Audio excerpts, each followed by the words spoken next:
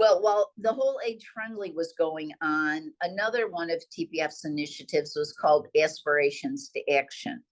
And in Aspirations to Action, the premise is that when we have conversations with each other that focus on possibilities rather than problems, we might be able to come up with shared aspirations, or hopefully we come up with shared aspirations in ways we might be able to work together to do something.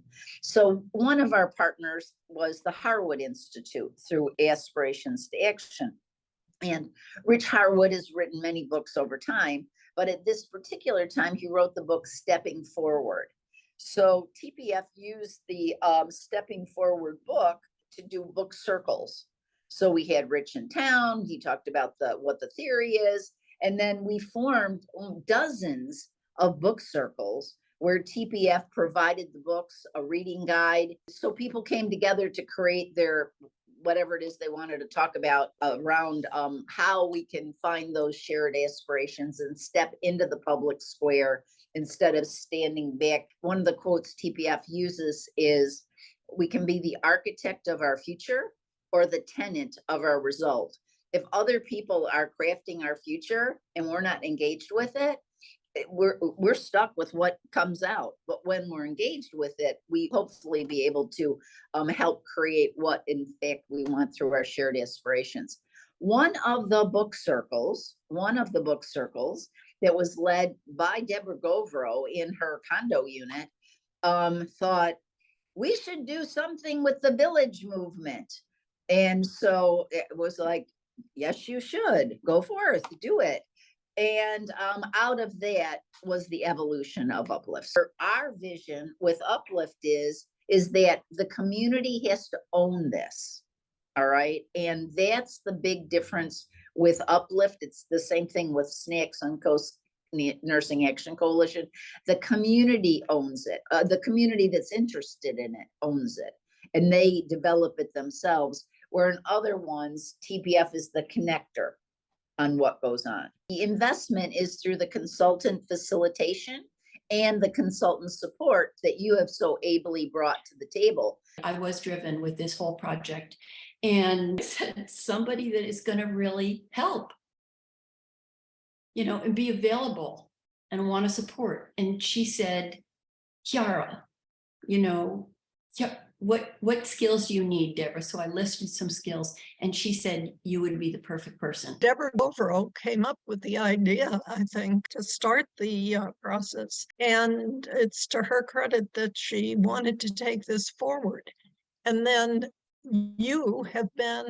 Kiarra Lewis has been an invaluable help to the whole process. Everything from developing procedures to posting things on Google Docs. I mean, you've been terrific. Deborah, I think, brought the energy of believing in the idea as well as the ability to see how to get from nothing being in place to building the activity and inspiring other people to come along and sort of play. In tandem with you brought a lot of organization, tracking, and I think a lot of what you've done has kept us on track. I don't think we would have been able to stay as well on track as we have without you and Deborah doing the things that you've done in terms of the lists and the agendas and things that the typical startup nonprofit organization doesn't do. The striving for excellence, and that sets a standard for us that going forward is going to be incumbent upon us to maintain, but difficult to maintain until we get some of our own staff people in place to do that. I think all of that was very important to get us where we are. Plus the connections, the doors that TPF name opened for us, and Deborah Jacobs' support in general, because I know she and Deborah would meet and there'd be like a new idea, UPLIFT ought to consider this. She was instrumental, I think, in us being able to do the Florida Blue presentation. Well, during this incubation period, I just don't think we would be where we are without Deborah's leadership and her vision, and without your contributions in keeping us organized and creating content. we would not be where we are today without the two of you. We would not be having this conversation if we hadn't had seed money from TPF and we hadn't had Deborah and yourself. So TPF contributed a great deal to us and kept us on, I don't want to be facetious, but really kept us on life support, because if we had not had you and Deborah, then, you know, we probably would not be here. I think our existence depended on that. I think UPLIFT is where it is today because of the idea and the interest from the Patterson Foundation, which includes the administrative time, Kiarra, for you, and also I would say for sure the leadership of Deborah Govro. There's no doubt about that. We've been very well led. I think that we're at a point now that we've really developed our own relationships and trust, and I think that's serving us well to move forward with our agenda. Deborah Jacobs, I've known her because I've been in the community for long enough to know her impact and her credibility and her professionalism and what she wants to do to help our community grow, and being very innovative in the way she does it. So I think the fact that the Patterson Foundation was connected has been really, really instrumental in getting UPLIFT started, and certainly with how I felt as someone who's lived in Sarasota for a long time, felt very confident in saying, this is a place where I want to share my time. Kiarra, we cannot lose sight of how Deborah was supported by you. Okay, throughout this process, she would not be able to have accomplished everything that she did with the UPLIFT volunteers without your help in thinking through were we going to do this, what's needed to make it happen. So we do not underestimate the impact that your administrative support has been. But it's much more than I'll schedule a meeting. You've always brought, I'll schedule a meeting, but let's make sure the agenda is aligned. Everybody knows their role and what are we going to accomplish. So you're kind of like the administrative bonus or envelope pusher. So I can't let that not show up. So when an organization is getting started, there is a lot to do. And even the smallest of things that need to be done can be a challenge because there's so many other competing priorities. So it allowed me at least to focus on some of maybe the smaller tasks that are still important and still needs to be done.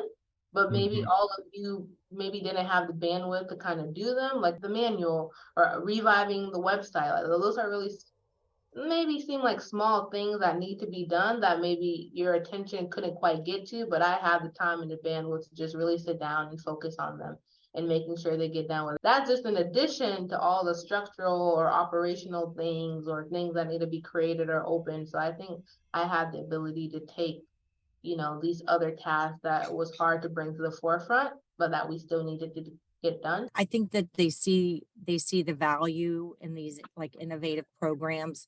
And of course, you know, the time and the consulting time and paying for the consulting and the expertise, of course, is really a critical part of getting something like this up and going. There's not a whole lot of foundations or funders that like to pay for infrastructure. You know, they like to pay for a product or they like to pay for a service. And sometimes trying to get these things up and running, you know, does take time from professionals and consultants and all of you that do all the work in organizing it and getting the meetings together and hosting things. It's a lot of work. And I think otherwise it would have been really, there's a lot of different communities that try to get villages up and running and they can't do it because they don't have the financial backing to get it going.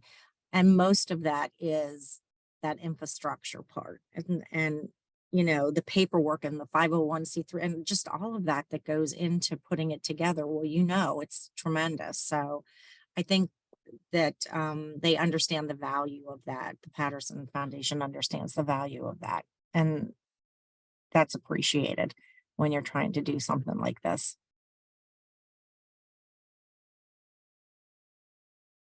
We're sunsetting, but UPLIFT isn't. And that's actually, I want you to think about if you have a graph, TPF's engagement goes down like this, while UPLIFT's goes like this. And we came to a point where UPLIFT doesn't need what TPF brought to the table initially. All right, that strategic facilitation about what's our governance structure, what's our financial structure, what's our communication structure. TPF seeded the creation of what UPLIFT wanted. TPF stayed at the table as UPLIFT was getting its sea legs, okay? And they're well poised to continue the work. TPF doesn't say, oh, we're going to be in it for 3 years and then we're out. We don't have that kind of a metrics. We stay until we see that it's time, and we are not needed in the same way. And so UPLIFT can go forward, and we're as proud as can be with the energy and talent that's around the table.